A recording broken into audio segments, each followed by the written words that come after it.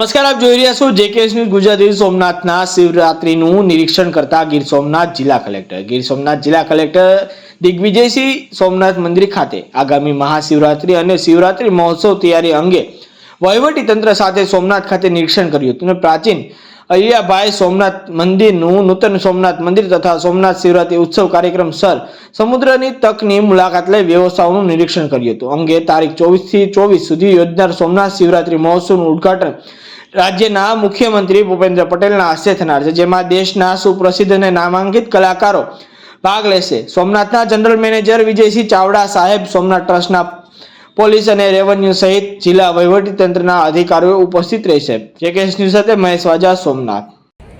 તારીખ 24, 25, 26ના રોજ ગુજરાત ટુરિઝમ એક ભવ્ય સાંસ્કૃતિક આયોજન કરેલ છે।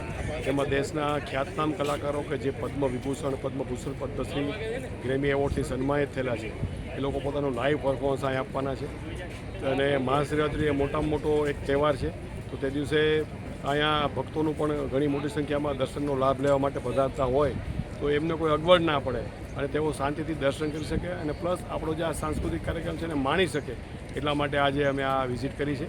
અને અમે આતુર છીએ તમામ ભક્તોને આવકારવા માટે, સાંસ્કૃતિક કાર્યક્રમ નિહાળવા માટે પણ અને ભગવાન સોમનાથના દર્શન કરવા માટે।